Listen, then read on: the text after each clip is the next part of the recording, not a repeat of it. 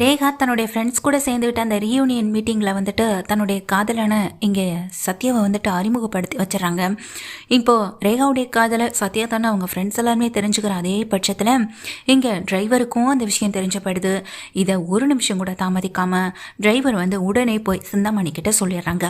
சிந்தாமணி இதை கேட்ட அடுத்த நிமிஷத்துலேருந்து ரொம்ப கோவத்தோடு இருக்காங்க. ரேகா வீட்டுக்கு வந்ததும், என்ன ரேகா எங்கே போயிட்டு வர அப்படின்னு சொல்லி கேட்க, அதாம்மா ஃப்ரெண்ட்ஸ் கூட சேர்ந்து ரீயூனியன் அப்படின்னு சொல்லும்போது, இந்த அம்மா கிட்ட பொய் சொல்ல ஆரம்பிச்சிட்டல அப்படின்னு சொல்ல, என்னம்மா எதை பேசிகிட்டு இருக்கீங்கன்னு சொல்லி கேட்க, ஆமாம் நீ உன் கூட வேலை பார்க்குற யாரோ சத்யான்னு ஒருத்தனை காதலிக்கிறதா கேள்விப்பட்டனே அப்படின்னு சொல்ல, அம்மா அது வந்து அப்படின்னு சொல்கிறாங்க. இங்கே பாருமா, நமக்குன்னு ஒரு ஸ்டேட்டஸ் இருக்குது, நம்ம ஸ்டேட்டஸ்க்கு தகுதியான இருக்கிற ஆளை தான் நான் அவனுக்கு கல்யாணம் பண்ணி வைக்கணும்னு ஆசைப்பட்றேன். இதுக்கிடையில் இந்த காதல் கத்திரிக்காக்கெல்லாம் நான் என்றைக்குமே இடம் கொடுக்க மாட்டேன்னு சொல்ல, மா இது என் லைஃப், நான் என் லைஃப்பை நான் தேர்ந்தெடுத்துக்கிறேன். உங்கள் லைஃப்பில் வந்த பிரச்சனை மாதிரி என் லைஃப்பில் வரக்கூடாதுன்னா எனக்கு பிடிச்ச ஒருத்தனை தான் நான் கல்யாணம் பண்ணிக்க முடியும். நீயும் அப்பாவும் இப்போ ஒருத்தருக்கு ஒருத்தர் பிடிக்காம பிரிஞ்சிருக்க மாதிரி நீ எவனையாவது எனக்கு பார்த்து கல்யாணம் பண்ணி வச்சோலாம், அப்போ நானும் இப்படி தான் இருப்பேன் அப்படின்னு சொல்ல, என்னடி மிரட்சியான்னு கேட்குறாங்க.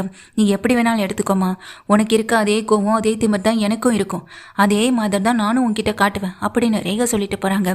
இதை கேட்டதும் இங்கே நின்றுட்டு இருக்க சிந்தாமணிக்கு ரொம்ப கோவம் வருது. சிந்தாமணி தன்னுடைய ஆட்கள் மூலமாக யார் அந்த சத்யா, அவன் எங்கே இருக்கான்னு விசாரிக்கவும் செய்கிறாங்க. சத்யா வேற யாரும் இல்லை, அந்த பூ கட்டுறவ மீனாவுடைய தம்பிதான்ற விஷயம் சிந்தாமணிக்கு தெரிய வருது. தெரிய வந்த அடுத்த நிமிஷமே கோவத்தோட உச்சத்திகை போயிடுறாங்க. ஓ, அவளால் சாதிக்க முடியாத அவள் தம்பியை வச்சு சாதிக்கலாம்னு நினைக்கிறாளா? இப்படி பூக்கட்டி பெரிய ஆளாகிட முடியாது, அதுக்காக தான் தம்பிக்கு இங்கே ஏன் என்னுடைய பொண்ணையே கல்யாணம் பண்ணி வச்சுட்டா எல்லா விதமான ப்ராப்பர்ட்டியும் அவளுக்கே வந்துடணும்னு நினைக்கிறாளா? அதை நடத்த விட மாட்டேன் நானே. அவங்க இருக்க வீட்டை அடையணும்னு ஒரு பக்கம் போராடிட்டு இருக்கேன், இன்னொரு பக்கம் தம்பியை வச்சு என் பொண்ணு அடையணும்னு அவ போராடிட்டு இருக்காளா அப்படின்னு கோவப்பட்ட இங்க சிந்தாமணி நேரா இந்த சத்யா வீட்டுக்கு கிளம்பி போறாங்க. மீனா, சத்யா, சீதா அந்த வீட்டில் அவங்க அம்மானு 4 பேருமே இருந்துகிட்டு இருக்கு. அந்த சமயத்தில் சிந்தாமணி வாசலில் வந்து நிற்கிறத பார்த்ததும் இங்கே 4 பேருமே கிளம்பி நிற்கிறாங்க. இவங்க எதுக்கடி இங்கே வந்திருக்காங்கன்னு அங்கே நின்றுட்டு இருக்க சந்திரா மீனா கிட்ட கேட்க, தெரியலையம்மான்னு அந்த சீதாவும் சொல்லிட்டு இருக்காங்க. ஏய் இங்கே யாருடா நீ எதுக்குடா ஏன் பொண்ணு பின்னாடி சுத்துறேன்னு அங்கே போய் அவன் சட்டையை பிடிச்சி கேள்வி கேட்குறாங்க. சத்யா சட்டையா, யார் நீங்கள், எதுக்கு இங்கே வந்து சத்தம் போடுறீங்க அப்படின்னு சொல்லி அந்த சிந்தாமணியை பார்த்து இந்த சத்யா கேட்க, ஏய் என் தம்பியை விட்டு கையெடு, அவன் சட்டை எதுக்கு நீ பிடிக்கிறேன்னு மீனா பிடிச்சு தள்ளிவிட, என்ன என்னைய பார்த்தா அவங்க எல்லாருக்கும் இழிச்சுவாய் மாதிரி தெரியுதா அப்படின்னு அந்த சிந்தாமணி கேட்க, இப்போ எதுக்கு தேவையில்லாமல் இங்கே வந்து பிரச்சனை பண்ணிட்டு இருக்கேன் அப்படின்னு சொல்லி மீனா கேட்க, என்னடி எதுவுமே தெரியாது போல நடிச்சிட்டு இருக்கேன், என் பொண்ணு பின்னாடி தானே உன் பையன் உங்கள் வீட்டு தம்பி சத்யாவை நீ தானே இப்படி என் பொண்ணு ரேகா பின்னாடி உன் தம்பி சுற்றிக்கிட்டு இருக்கான், இதெல்லாம் உனக்கு தெரியாமல் இருக்காது, ஏன்னா உன் தம்பி சத்யாவுக்கு நீ தானே பிளான் போட்டே கொடுத்துருப்பேன் அப்படின்னு சொல்ல, சத்யாவை எல்லாருமே அதிர்ச்சியோட பார்க்குறாங்க. இல்லைக்கா அப்படின்னு சொல்ல, அதை கேட்டதுமே அங்கே நின்றுட்டு இருக்க சந்திராவும் ஓடி வந்து தான் பையன் சத்யாவை அடிக்க போகும்போது, அம்மா ஒரு நிமிஷம் இரு அப்படின்னு இங்கே மீனா சொல்லிட்டு, சத்யா நீ சொல்லு அப்படின்னு கேட்குறாங்க. இல்லைக்கா அப்படியெல்லாம் நான் எதுவுமே அவங்க பொண்ணு பின்னாடி சுற்றலைக்கா, ரேகா தாக்கா என்னை பிடிச்சிருக்குன்னு சொல்லி என் பின்னாடியே சுற்றிட்டு இருந்தாங்க, அதுவும் இல்லாமல் இப்படி ப்ரப்போஸ் வேற பண்ணிட்டாங்க உங்கள் ஃப்ரெண்ட்ஸ் எல்லாருக்கும் முன்னாடியும், என்னால் பதில் சொல்ல முடியாமல் தாக்கா நானும் வந்துட்டேன், அதுவும் இல்லாமல் இந்த வீட்டில் ஏகப்பட்ட பிரச்சனை போயிட்டுருக்கு, அதுவும் அவங்க என் ஓனருடைய பொண்ணுக்கா, நான் எப்படிக்கா அப்படின்னு சொல்லும்போது, அதை கேட்டீங்க மீனாவும், கேட்டிங்கல்ல என் தம்பி சொன்னதை இப்போவாது காது கொடுத்து கேட்டிங்களா இல்லையா, தப்பு முழுக்க உங்கள் பொண்ணு மேலே தான் இருக்குது, சொல்லப்போனால் நீங்கள் உங்கள் பொண்ணை போய் பேசுங்க அப்படின்னு சொல்லும்போது, அவகிட்ட பேசினதெல்லாம் பேசிட்டேன், அவ என்ன பிடிச்ச பிடிவாதமாக இருக்கா அப்படின்னு சொல்ல, பின்ன உங்களை மாதிரி தானே உங்கள் பொண்ணு இருப்பாங்கன்னு அங்கே நின்றுட்டு இருக்க சீதாவும் சொல்கிறாங்க. இங்கே சீதா சத்யாவை பார்க்குறாங்க. சத்யாவும் எதுவுமே தெரியாது போல் நிற்கிறாங்க. சந்திராவுமே திட்டிகிட்டு இருக்காங்க. அந்த நேரத்தில் இங்கே நின்றுட்டு இருக்க சிந்தாமணி, இந்த ஏழை வீட்டுக்கு பணக்கார வீட்டு பொண்ணு கேட்குதா, பணக்கார வீட்டிலேருந்து பொண்ணு எடுத்தால் எல்லா வசதி வாய்ப்பும் அந்த வீட்டிலேருந்து வந்துடும்ன்ற ஒரு எண்ணமா, நீங்கள் நினைக்கிறது கனவுல கூட நடக்காது, அதை இந்த சிந்தாமணி நடத்த விட மாட்டான். இனி இவன் எப்படி வேலை பார்க்குறான் எங்கே போகிறான்றதை நானும் பார்க்குறேன், இவன் கையை காலை உடச்சி வீட்டில் நீ இருக்க வைக்கிறேனான்னு மட்டும் பாரு, அப்போ தெரியும் இந்த சிந்தாமணி யாருன்னு.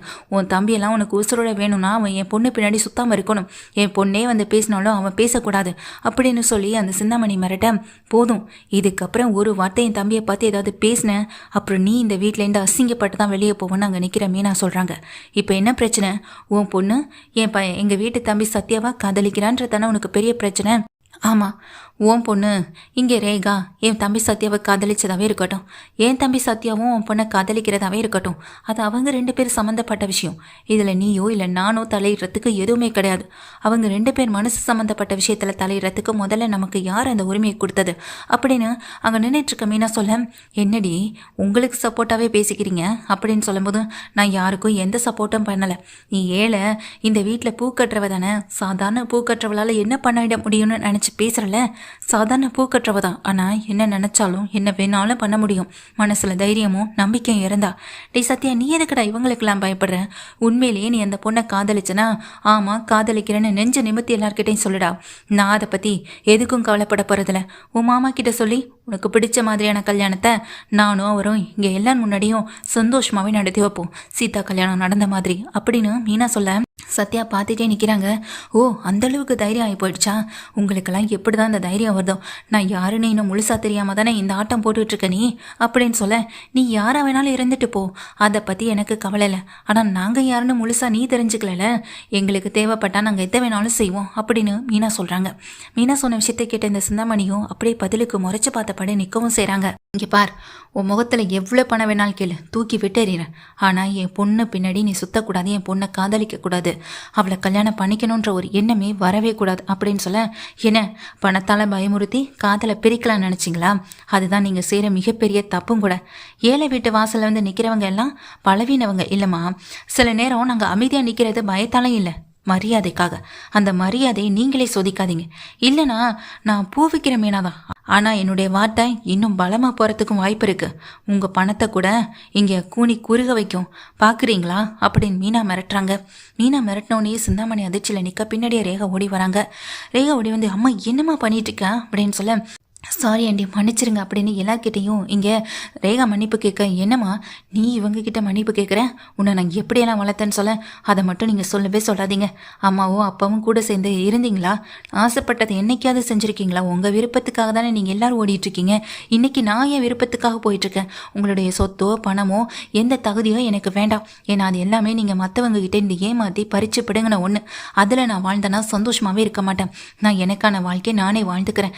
எனக்கான தேவைகளை நானே பூர்த்தி செய்ய என்ன செய்யணுமோ அதை நான் செஞ்சுக்கிறேன். உங்களுடைய பணத்தில் நான் ஒருபோதும் வாழ மாட்டேன் அப்படின்னு ரேகா சொல்லும்போதும் அதை கேட்ட மீனாவுக்கும் அங்கே நிற்கிற சீதா சந்திரான்னு எல்லாருக்குமே அந்த ரேகா மேலே நம்பிக்கை வருது. அந்த பொண்ணு அவங்க அம்மா மாதிரி இல்லை அப்படின்றதையும் அவங்க புரிஞ்சுக்கிறாங்க.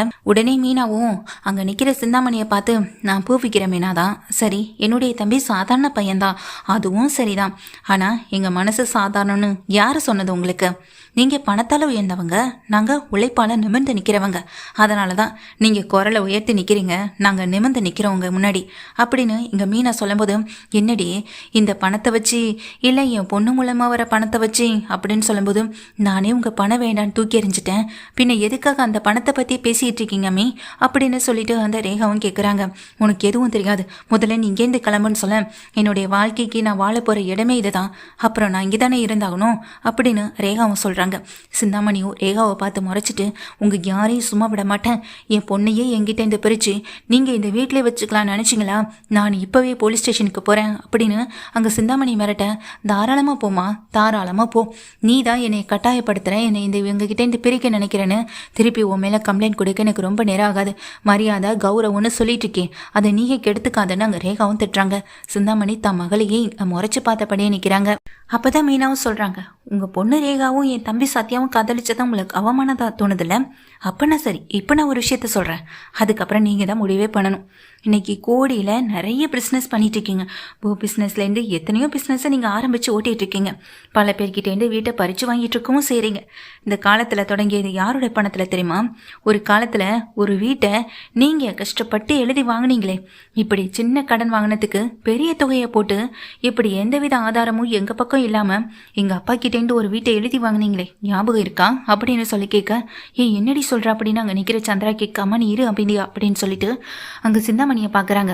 சிந்தாமணி எதுவுமே தெரியாமல் நிற்க, இதோ இவர் தான் எங்கள் அப்பா அப்படின்னு அந்த ஃபோட்டோவை காட்டும்போது அதை பார்த்து சிந்தாமணி அதிர்ச்சியில் நிற்கிறாங்க. ஏன்னா சிந்தாமணி ஏற்கனவே மீனாவுடைய அப்பாவையும் அவங்க குடும்பத்தையும் ஒரு காலத்தில் வீட்டை விட்டு விரட்டியிருப்பாங்க.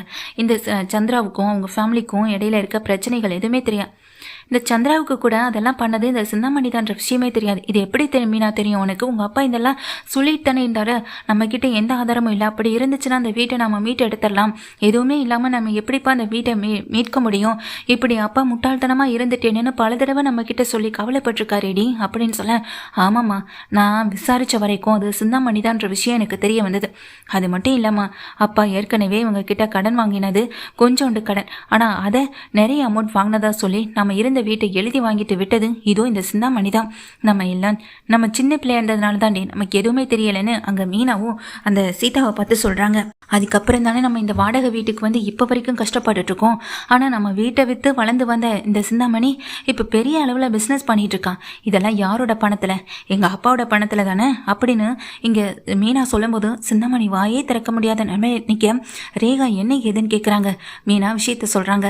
தான் அப்பாவுடைய வீட்டை எழுதி வாங்கினதுலேருந்து, அவங்கள ஏமாத்தினதுலேருந்து, அதுக்கப்புறமா அவங்கள வீட்டை விட்டு துரத்தி அனுப்புனதுலேருந்து, எங்கள் அப்பா எங்களுக்காக ஓட ஆரம்பிச்சதுலேருந்து, அவங்க கஷ்டப்பட்டதுலேருந்து ஒன்று விடாம மீனா சிந்தாமணியை பார்த்தோம் ரேகாவை பார்த்தோம் சொல்ல, ரேகா இங்கே அம்மாவை பார்த்து முறைக்க உங்களால் எத்தனை குடும்பம் இந்த நிலமையில வந்து நிற்கிதுன்னு பார்த்தீங்களாமா? ஆனால் நீங்கள் ஒரு நாளைக்கு இந்த நிலைமைக்கு வருவீங்க. அது வரைக்கும் இந்த ரேகா ஓய மாட்டா.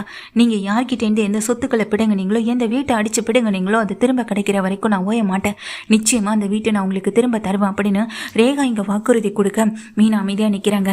எங்ககிட்ட ஏதாவது ஒரு ஆதாரம் சின்னதாக இருந்தாலும் கூட இப்போவே ஸ்டேஷனில் போய் உன் மேலே என்னால் கம்ப்ளைண்ட் கொடுக்க முடியும்.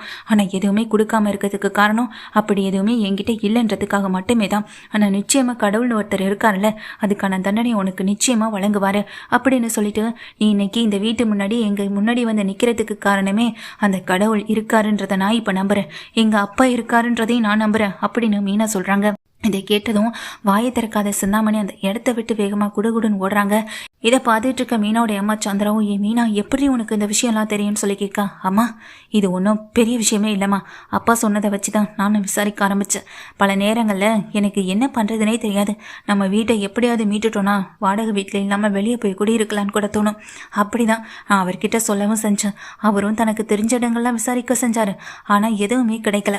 ஆனால் சீதாவுடைய கல்யாணத்துக்கு முன்னாடி தான் எனக்கு இந்த விஷயமே தெரியும். நம்ம வீட்டுக்கு வந்திருந்தப்போ தான் இந்த விஷயத்தையும் நான் தெரிஞ்சுக்கிட்டேன். அப்போடைய பழைய பேப்பர் தான் நான் எடுத்து பார்த்தேன். அதில் சிந்தாமணியோடைய கையெழுத்து இருந்ததையும் பார்த்தேன். அதுக்கு பிறகு தான் நான் கன்ஃபார்மே பண்ணினேன்.